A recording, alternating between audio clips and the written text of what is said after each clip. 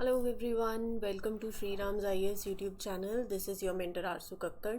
I hope you all are doing well, things are fine at your place. इसी उम्मीद के साथ आज का ये सेशन शुरू करते हैं जिसमें आर्टिकल्स आपके सामने हैं और हम इन्हें डिस्कस करेंगे इन डिटेल। मैं पहले आपको बता देती हूँ कि आज जो आप 25-30 मिनट इस सेशन में दोगे उसमें आप क्या कवर करोगे। फर्स्ट ऑफ ऑल जो कमेंट सेक्शन में आपने इतना अच्छा फीडबैक दिया है to these lectures, thank you for that. I read all of them, बहुत अच्छा लगता है पढ़ के and it gives me motivation कि आपको सेशंस अच्छे लग रहे हैं and they are helping you out in your preparation. Session में अपनी अटेंडेंस मार्क कर दिया करो by liking these lectures. You can mark your attendance, do share it also with your friends so that we have an extended family. जो भी UPSC के लिए prepare कर रहे हैं you can refer to them because ये session उसी को यूपीएससी के पर्सपेक्टिव से बनाए जाते हैं। बट येस, अगर आप अपार्ट फ्रॉम यूपीएससी कोई और एग्जाम के लिए भी प्रिपेयर कर रहे हैं so still you can refer it. Now it's up to you कि आप अपने प्रीवियस ईयर पेपर्स को देख के कि अच्छा मेरे यहाँ से सवाल ऐसे बन सकता है, उस हिसाब से आप अपना बेसिकली आर्टिकल को देख सकते हो। ठीक है, क्योंकि मैं इतने डेप्थ तक ही कवर करती हूँ, दैट इज़ फाइनल डेप्थ जो यूपीएससी के लिए है। एसएससी हो गया और वेरियस अदर एग्जाम्स, चाहे वो आपके स्टेट पीसीएस हो, तो उसमें व्हाट मैटर्स इज बस level of depth and the way they ask questions, right. तो वो प्रीवियस ईयर पेपर से समझ सकते हो। टॉपिक यही रहने वाले हैं, करंट अफेयर चाहे वो कोई भी एग्जाम हो सबके लिए सेम ही होता है। ठीक है जी, चैनल को सब्सक्राइब कर लेना क्योंकि जब भी सेशन आता है, पब्लिश होता है, तो will get a notification also कि चैनल सेशन पब्लिश हो चुका है, तो it will be easy for you. ठीक है, चलिए शुरू करते हैं। नेशनल हेल्थ क्लेम एक्सचेंज, मैंने बोला था कि हम इसको नेक्स्ट सेशन में ले लेंगे, तो आज हम इसको कवर करेंगे। प्रीलिम्स के पॉइंट ऑफ व्यू से भी है, मेंस में भी आप इसको रेफर कर सकते हो जब हम हेल्थ केयर सेक्टर की बात करेंगे।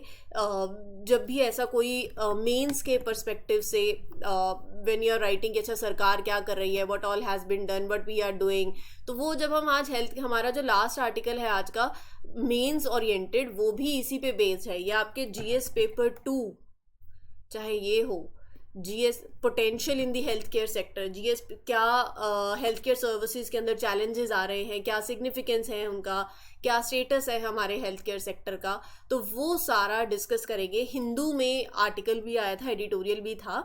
तो आपके पेपर 2 हेल्थ सेक्शन से issues that are related to development, उससे you can link it out. और मेक श्योर कि you have pen and paper with you, क्योंकि मैं आपको नंबर ऑफ पॉइंट्स यहाँ पर बताने वाली हूँ and you just write them out, ताकि आपके पास पॉइंटर्स हो और ये आप अपने पॉइंट्स, डाइवर्स पॉइंट्स होंगे जो आप अपने आंसर्स में लिख सकते हो। हर एक पॉइंट की जो एक्सप्लेनेशन है, जो समझाना है, वो तो हम एज यूजुअल डिस्कस कर ही लेंगे।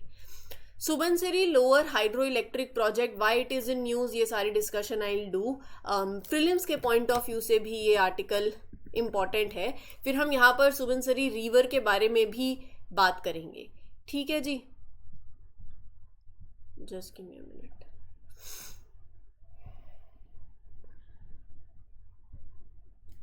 या मोंगला पोर्ट कहाँ पर है, इंडिया इससे जुड़ा हुआ है क्या, मैप में इसको देखेंगे। कल ही हमने India Bangladesh, India Bhutan, India Nepal, India Maldives, India Sri Lanka, हर एक हमारी, चाहे वो इंडिया पाकिस्तान, हर एक कंट्री के साथ जो हमारे नेबर्स हैं, हमने नेबरहुड फर्स्ट पॉलिसी कल कवर करी थी। तो जो इंडिया के साथ जो नेबरिंग पार्टनर्स हैं उनके साथ हमारा कितना बायलेटरल ट्रेड है, क्या हम एक्सपोर्ट करते हैं, क्या हम इंपोर्ट करते हैं, वो कवर किया हुआ है मैंने। जिन्होंने कल का लेक्चर नहीं देखा है, you can refer to that. आज जो हम डिस्कस करेंगे, ये पोर्ट जो है वो बांग्लादेश में पड़ता है, तो उस पहलू से इसको देखेंगे। एंड नेबरहुड में भी जब हम बात करते हैं तो यही सब चीज़ें हैं जो आप मेंशन भी कर सकते हो। ठीक है, वर्ल्ड एनवायरनमेंट डे कब था और उसके रेफरेंस में हम आज यूएनईपी के बारे में पढ़ेंगे। Then will discuss potential in the health care sector, जो कि मैंने आपको बता ही दिया है। तो ये आज का हमारा सेशन रहने वाला है। शुरू करते हैं with the very first article. हाल ही में हेल्थ मिनिस्ट्री ने insurance regulatory and development authority of India के साथ लॉन्च किया है, they are launching national health claim exchange. एक डिजिटल प्लेटफॉर्म हो गया जिसमें you will integrate and you will streamline the processes among the insurance companies, healthcare service providers and government insurance scheme administrators. तो यहाँ पर इस डिजिटल प्लेटफॉर्म का मकसद ये है कि जो हेल्थ इंश्योरेंस क्लेम्स प्रोसेस करने में एक्यूरेसी और ज़्यादा लेकर आए, ट्रांसपेरेंसी लेकर आए, एफिशिएंसी को और ज़्यादा इम्प्रूव करें, right. So various stakeholders, तो यहाँ basically payers, providers, beneficiaries, observers. So overall the aim is एक ऐसा सिस्टम क्रिएट करना जिसमें आपकी insurance company, health care providers और government insurance programmes they will connect. तो नेशनल हेल्थ क्लेम एक्सचेंज एक नया, आप लगा लीजिए, एक ऑनलाइन सिस्टम है जिसे हेल्थ मिनिस्ट्री और IRDAI ने क्रिएट किया है, लॉन्च किया है. इसके मकसद क्या है, इसका गोल क्या है? 3. पहला तो एफिशिएंसी इंप्रूव करना. कैसे?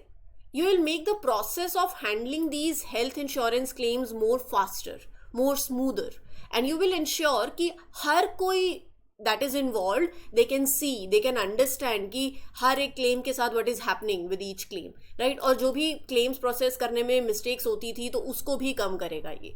तो overall मैं भी आपको बताती हूँ current claim processing कैसे होती है, लेकिन ये जो National Health Claim Exchange है, it will make it easier for different systems to work together. Right. So पूरा जो प्रोसेस है that will be faster, that will be clearer. So it will be a good news for people, आम जनता के लिए भी, patients के लिए, इंश्योरेंस पॉलिसीज के लिए, विद बेसिकली जिनके पास इंश्योरेंस पॉलिसीज हैं. ठीक है. आपका जो आयुष्मान भारत डिजिटल मिशन है, ये नेशनल हेल्थ क्लेम एक्सचेंज उसका पार्ट है. तो ओवरऑल सम अप करूं तो इतना तो पता चल गया है कि इस मिशन का मकसद है कि एक ऐसा सिंगल डिजिटल सिस्टम लेकर आना जहां पर all the health care services they are connected and they are easy to access. देखो करंटली क्या हो रहा है, एक पेशेंट हॉस्पिटल में जाता है, they give their insurance policy details, they show their card from an insurance company. तो पेशेंट बेसिकली पहले तो ये करता है. फिर उसके बाद जो मतलब जैसे प्रधानमंत्री जन आरोग्य योजना के अंदर है तो वो अपने जो स्टेट हेल्थ एजेंसी ने इशू किया हुआ है, दे यूज दैट. फिर हॉस्पिटल्स अपलोड करते हैं जो नेसेसरी डॉक्यूमेंट्स हैं to special claim processing websites हो गई to get that claim approval. फिर उसके बाद अगर जैसे स्टेट हेल्थ एजेंसी है तो these claims are then reviewed, they are processed by their team. तो ओवरऑल इंडिया के अंदर ये जो प्रोसेस है ना, ये पूरा मैनुअली है. मतलब आप लगाओ डेवलप्ड कंट्रीज के अंदर more than 90% of the claim जो होते हैं दे आर प्रोसेस्ड ऑटोमेटिकली. तो ये जो करंट प्रोसेस है ना, कोई यूनिफॉर्म सिस्टम नहीं है for processing the claims. It lacks standardisation. ये सारी पॉइंट्स आप नोट कर सकते हो, राइट. और मोस्ट ऑफ द डेटा जो एक्सचेंज हो रहा है वो थ्रू PDF हो रहा है, मैनुअल मेथड्स हैं जो स्लो है, they are more prone to errors. एक ये भी दिक्कत आ जाती है. There is no common health standards, ऐसे लगा लो. It leads to more inconsistencies. तो यहाँ पर ये जो नेशनल हेल्थ क्लेम एक्सचेंज है ये क्या करेगा? It will facilitate seamless exchange between pairs जो इंश्योरेंस कंपनीज हैं, प्रोवाइडर्स जो हॉस्पिटल्स हैं एंड द बेनिफिशियरीज, राइट. तो दैट इज वाई ये अभी न्यूज़ में है एंड इसका जो मकसद है वो भी मैंने आपको बता दिया. अभी अगर ये पूरी कहानी समझ आ गई है सो ये लाइंस आपके लिए इजी हो जाएंगी.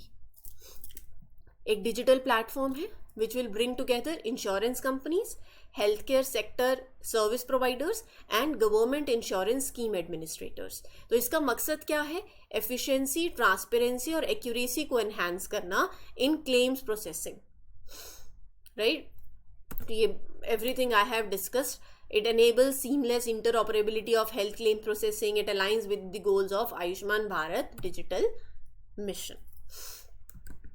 ठीक है, चलिए आगे बढ़ते हैं. Let's talk about the next article. Memorandum of Agreement has been signed. MOA. किस लिए? For the implementation of comprehensive fisheries management plan at the 2000 megawatt Subansiri lower hydroelectric project that is located in Assam. Context बता देती हूँ.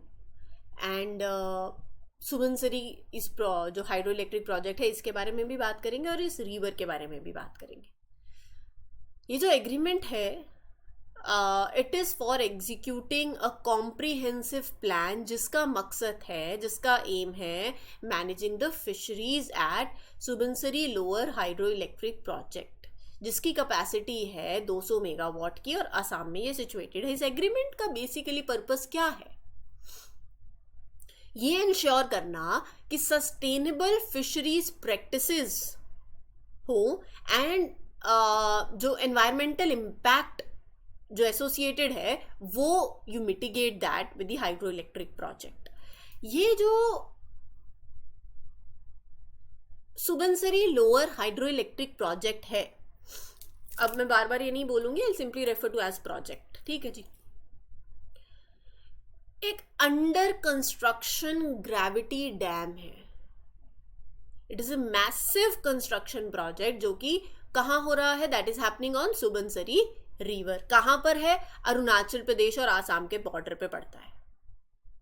एक बहुत बड़ा project है, ठीक है, that will generate electricity by using the flow of river. तो ये एक रन ऑफ रिवर प्रोजेक्ट है, ये बहुत इंपॉर्टेंट है, रन ऑफ रिवर।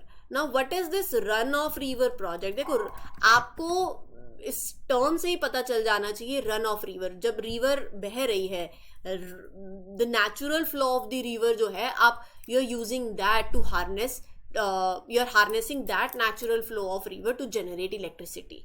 आपको कोई लार्ज रिजर्वॉयर्स और डैम्स की जरूरत नहीं है। आप क्या कर रहे हो? You are utilising the kinetic energy of flowing water, turbines चलाने के लिए, इलेक्ट्रिसिटी जनरेट करने के लिए, and you are not altering the natural flow regime of the river, right? So that is this run of river project, ठीक है।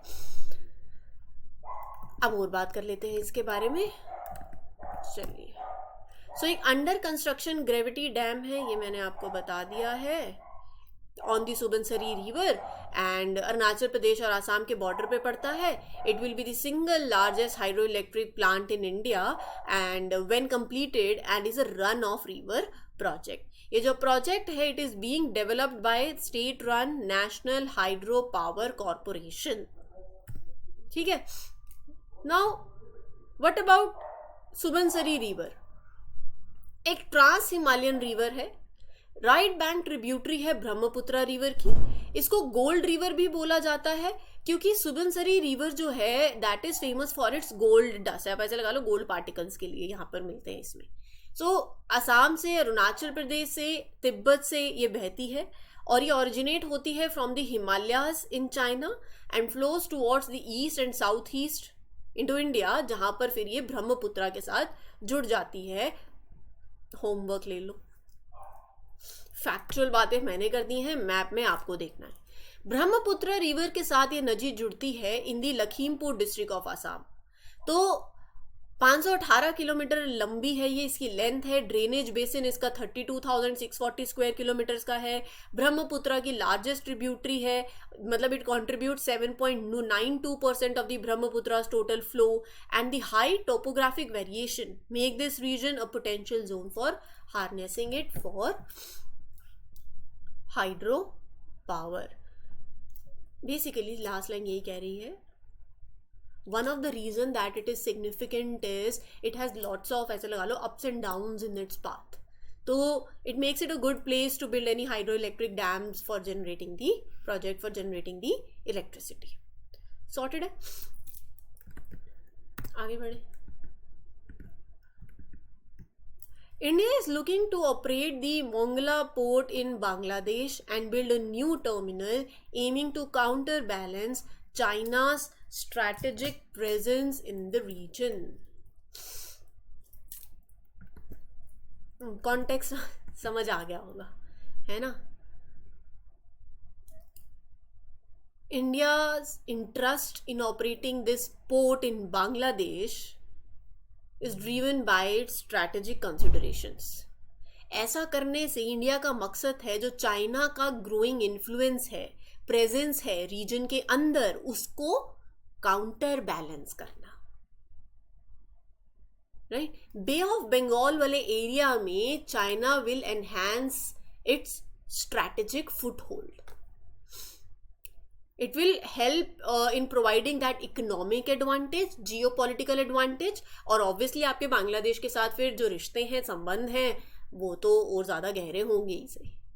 ठीक है जी. Now as far as this Mongla port is concerned, कहाँ पर located है? बांग्लादेश में. बांग्लादेश में कहाँ पर? बेगार घाट.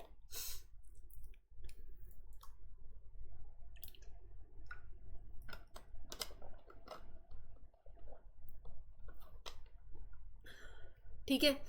अब बात कर लेते हैं इसके कुछ बातें, जो फैक्चुअल बातें हैं. दिख गया? बेगार घाट डिस्ट्रिक्ट बांग्लादेश की, वहां पर ये पोर्ट लोकेटेड है. It lies 62 kilometre north of bay of Bengal coastline. And ये पोर्ट कहाँ सिचुएटेड है? On the confluence of Pasur river and Mongla river. ये जो पोर्ट है ये प्रोटेक्टेड है by Sundarban mangrove forest. Second largest seaport है बांग्लादेश के अंदर आफ्टर चिटगोंग. इंडिया के लिए ऑब्वियसली सिग्निफिकेंट है. It provide strategic access to India's north eastern states, Assam, Tripura, Meghalaya. तो ट्रांसपोर्टेशन जो है, कोस्ट जो है, ट्रांसपोर्टेशन कोस्ट जो है गुड्स की, वो कम हो जाएगी ना, डिस्टेंस कम हो जाएगा. फिर इंडिया पोर्ट्स ग्लोबल लिमिटेड ने अपना इंटरेस्ट दिखाया है इन ऑपरेटिंग दिस पोर्ट, जो कि इसका फिर थर्ड इंटरनेशनल पोर्ट ऑपरेशन होगा आफ्टर छबार इन ईरान. छबार पोर्ट के बारे में हम पढ़ चुके हैं. Sittwe in Myanmar. 2015 में इंडिया और बांग्लादेश ने MOU साइन किया था on the use of these ports. The MOU envisages the transit of goods from Mongla port to the northeastern states of India. उस MOU में यही था कि इस पोर्ट से you can transit goods to the states like Assam and northeastern states through waterways, roads and railways. ठीक है. World environment day का 51st एडिशन था. It was a record breaking success. With an unprecedented 3,854 official events and tens of millions of online engagements across the globe. तो काफ़ी बड़ा रहा है ये. हर साल वर्ल्ड एनवायरनमेंट डे होता है 5 जून को, ताकि आप प्रमोट करो कि देखो आप अपनी प्रैक्टिसेस को और ज़्यादा सस्टेनेबल करो, अपनी जो लाइफस्टाइल है आपका उसको ठीक करो, ऐसा करो कि एनवायरनमेंट को नुकसान नहीं हो. राइट. सो प्लैनेट प्रोटेक्शन की बात है. It is led by United Nations Environment Programme, जो कि एक लार्जेस्ट ग्लोबल प्लेटफॉर्म है फॉर पब्लिक आउटरीच, जिसमें द मकसद क्या है? To raise awareness and take action on the urgent environmental issues. इस बार की थीम क्या थी? Land restoration, desertification and drought resilience.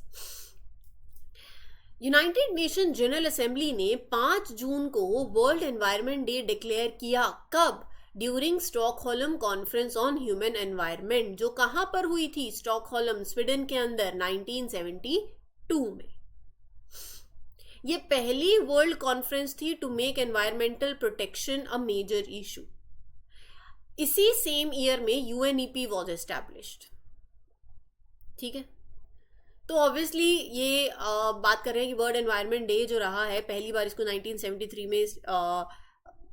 1973 में इसको सेलिब्रेट किया गया, और उसके बाद से it has grown into a global platform. 150 countries are there. UNEP की जब हम बात कर रहे हैं, यूनाइटेड नेशंस एनवायरनमेंट प्रोग्राम की, तो ये leading environment United nation system में यूनाइटेड नेशन एनवायरनमेंट प्रोग्राम एक लीडिंग एनवायरमेंटल अथॉरिटी है.